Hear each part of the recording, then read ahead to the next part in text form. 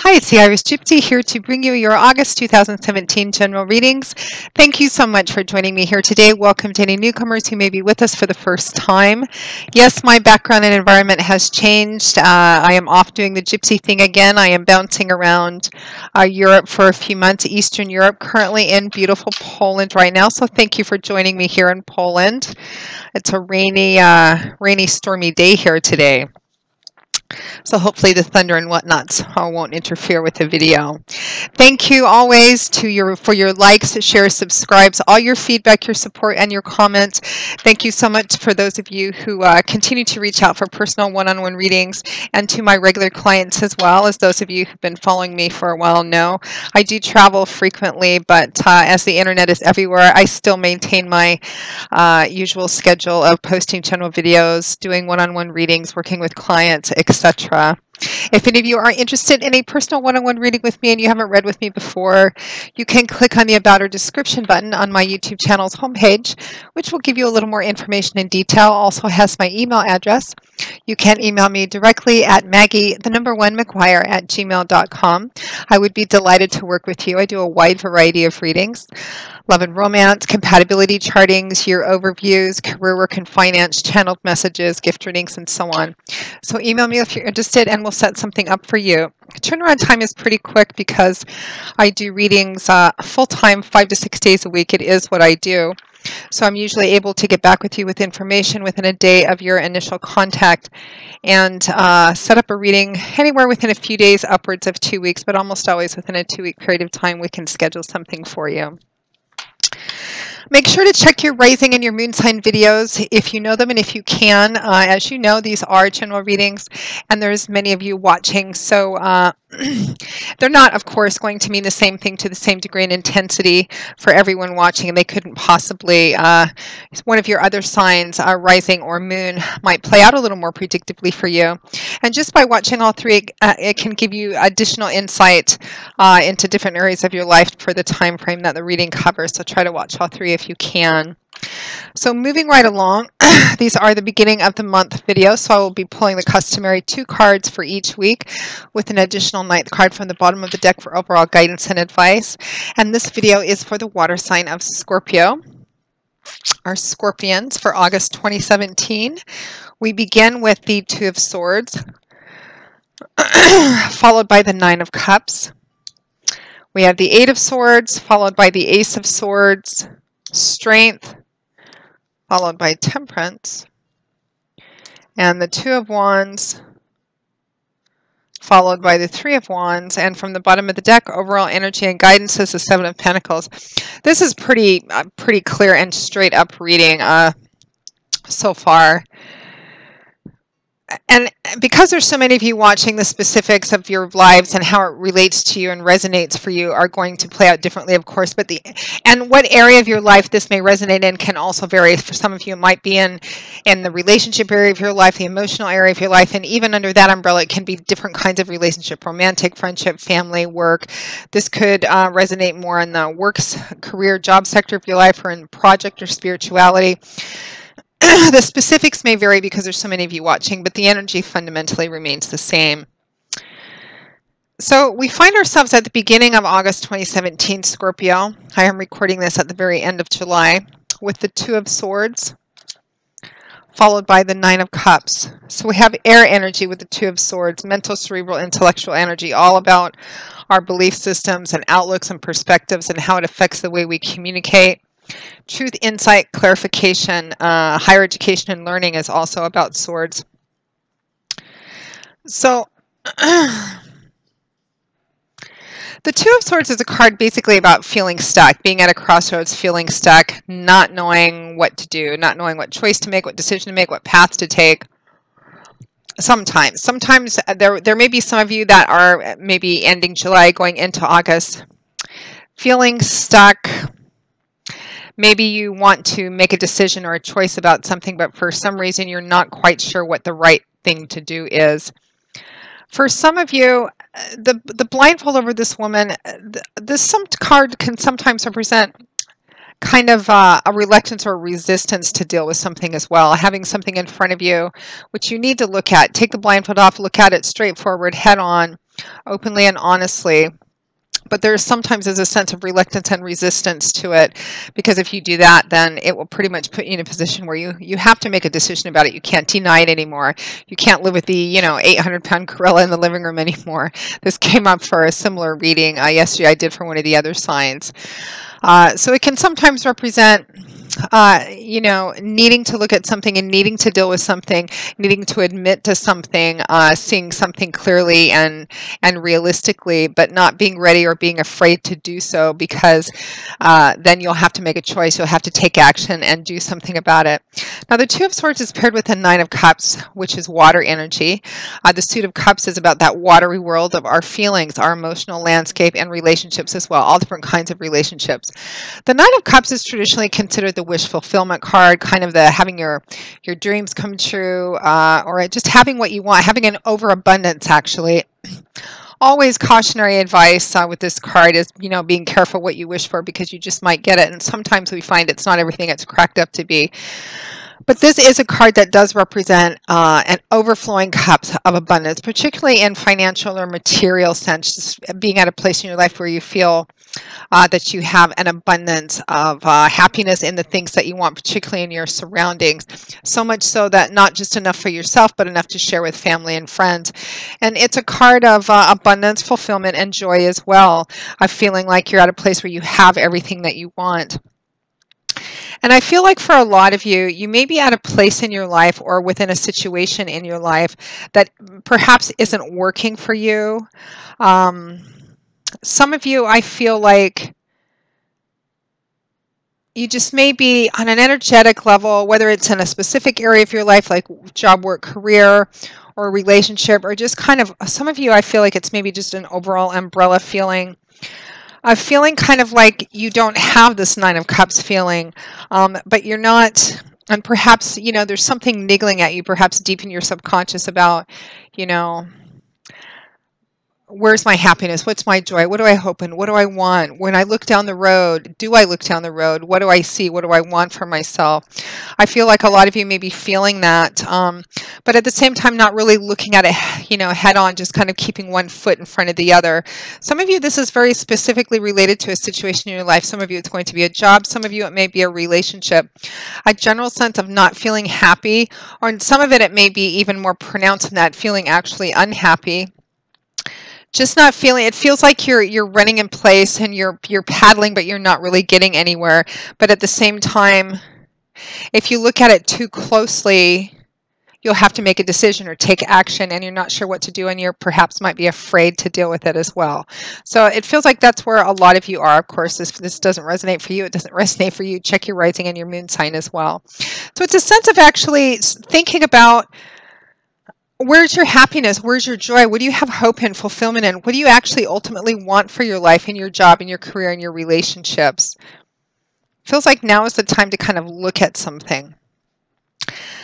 But feeling kind of stuck and trapped, you may feel like you're set in a groove, or you're in a routine, or you're in a life that you just that you're so immersed in, or a job you've been at for so long, or perhaps it pays well, a relationship that you've invested a lot of time in.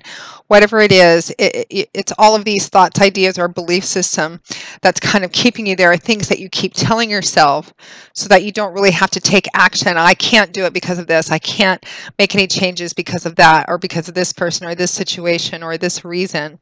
As evidenced by the next set of cards, we have the Eight of Swords and the Ace of Swords. So the Eight of Swords is a card about feeling trapped, held hostage, bound, not able to make a choice or a decision, not really able to have control of your own life, feeling kind of locked into something. Although it's illusionary energy, because the swords that are surrounding this woman, making her feel fenced in, are plenty wide enough for her to walk through and around them. They're not pointed at her. She's not liable to cut herself on them. She's on her knees, which implies vulnerability or a sense of being a victim or helpless, but nobody's forcing her down there. Nobody's holding her there. The same with the chains, which are wrapped around her wrists, are not attached to anyone or anyone or anything. She could easily twist her wrists, remove them herself, take the blanket off, see that her situation is, She can walk through and away from the situation anytime that she wants to.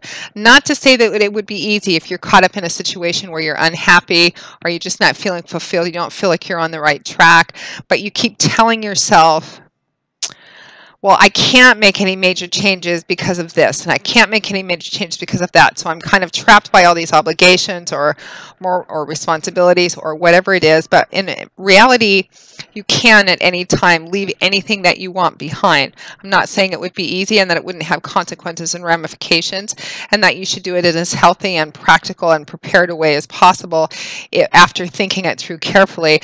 But you are not trapped and held hostage. You are able to free yourself, morph the situation, or leave it and start over if you really want to. So it's a question about taking control back of your own life and your own decisions and your own ability to manifest and shape and build and create the kind of life that you want, the kind of job that you want, the kind of relationship that you want.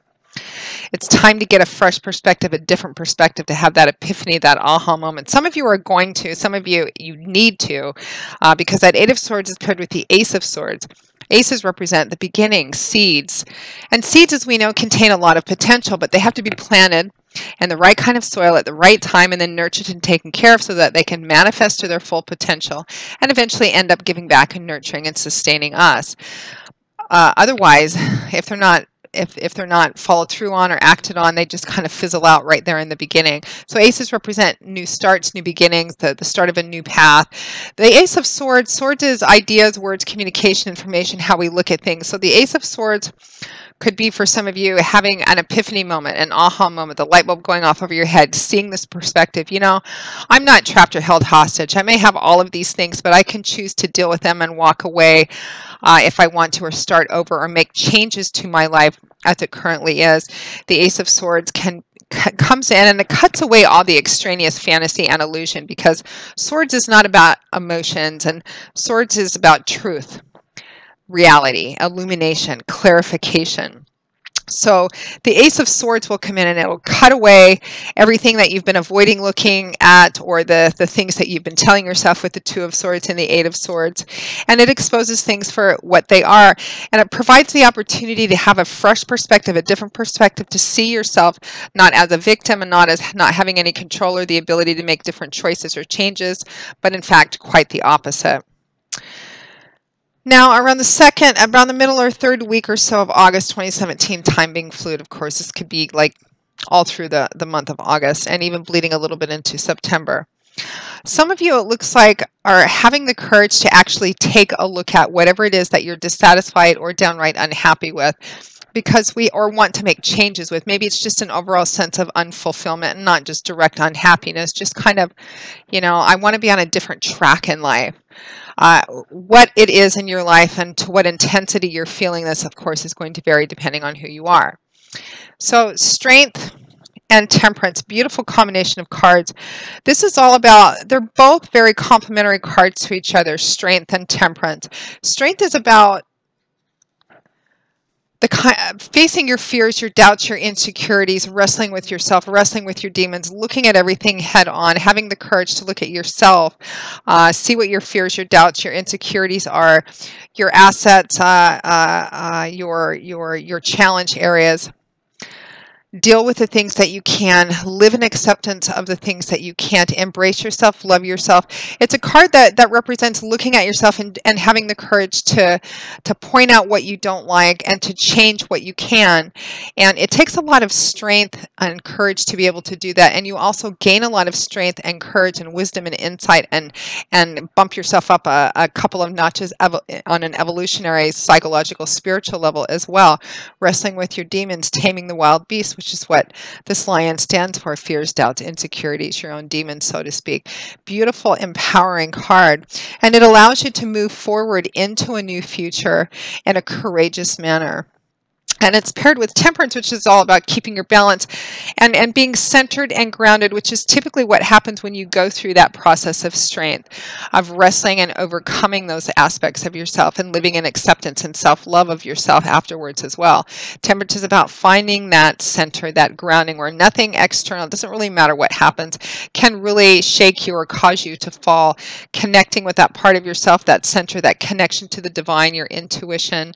It's kind of like being at the center of a seesaw or teeter-totter, where you're completely grounded, so no matter who or what's going on the outside, you're not going to lose your balance because you're grounded, you're centered. Beautiful, beautiful energy, strong, empowering energy. So it's like you, a lot of you, some of this is going to be advice on what you need to do, but a lot of you, for some reason, well, not for some reason, it's because you're not satisfied or you're unhappy with where you're at, or you want to make changes to some aspect of your life, if not your life entire. It's like you have the courage to kind of take the blindfold off and just kind of look at things openly, honestly, and deal and make the changes that you can make. Explore. We're not talking about being spontaneous and impulsive here, but it's about, again, thinking about where's your happiness, where's your joy and fulfillment, what do you really ultimately want in any particular sector of your life, and what are you willing to go through changes, what are you willing to do in order to affect changes, transformation, and to be able to begin to manifest and create what you want, something new and beautiful for in your life that feels more authentic. And at or towards the end of August 2017, we have the 2 and the 3 of Wands, which is very direct and clear advice and guidance from Spirit. The 2 of Wands is, again, a card of duality and choice, similar to the 2 of Swords, only it's not about being stuck. You've reached a crossroads, you need to make a decision which path to choose. The key to choosing the right path, or to make the right path easier to see and to begin your next journey on, is in long-term thinking and planning. Okay, which path do I choose? Well, where am I ultimately wanting to head up? What's my ultimate destination? What's my big picture goal? What do I want for and hope for down the road in a year, 5 years, 10 years in this particular area of my life, or this particular situation or relationship? And once you have that clearly fixed in your mind, the path to getting there becomes more clear, and you can start on that and set your short-term goals. But you have to figure out what it is ultimately that you're wanting. That's step number 1. Step number 2 comes with the very next transitional card, which is the 3 of Wands.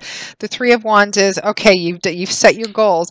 The 3 of Wands is now you begin to start manifesting. You do your homework, your research, you start laying the groundwork, taking the initial steps to make these changes, or to make separations or breaks, whatever it is that you feel you have to do in whatever area of your life this is manifesting. The 3 of Wands is about doing the initial footwork, doing everything that you can to begin to build and manifest towards that ultimate goal, towards what you've decided your true joy and fulfillment lies. And if any, when considering any new decisions or new choices or actions or paths, or movement of any kind, ask yourself, does this push me closer to my long-term goal? If not, then it's a waste of your time and investment of resources as well. So very clear, straight up advice from Spirit. Your overall energy and guidance, Scorpio, for the month of August 2017 is the 7 of Pentacles. So it's really, a lot of this month appears to be kind of reflective, contemplative energy. The 7 of Pentacles is about, okay, reflection and assessment, kind of like in the beginning, where's my happiness? Where's my joy? What do I really hope for, want for, believe in, hope to achieve? The 7 of Pentacles is reflection and assessment.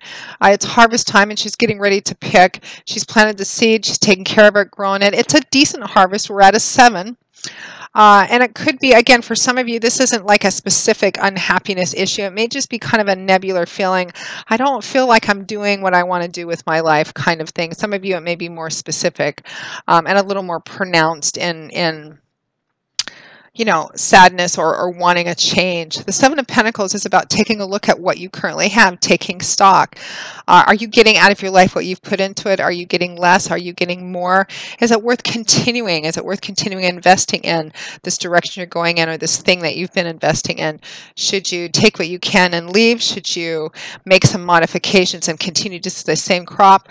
What should you do? Reflection and assessment on what you have invested into where you are in your life right now, and whether it's worth continuing to make those same investments, to leave, to do something different, or to stay and modify it somehow.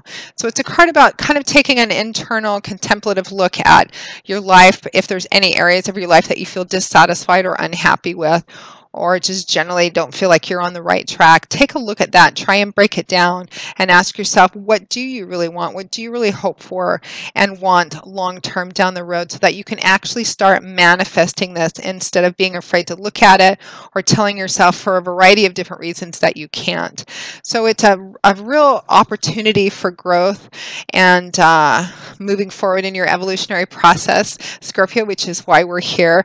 And it's also a great opportunity to actually begin to nail down what you really want, where your joy and fulfillment is, and how to actually get there and begin movement towards that, which will automatically, immediately begin to make you feel better, more connected, more revitalized, and alive. So good luck to you. I know that you can do this, Scorpio. Really, potentially could be quite a powerful month.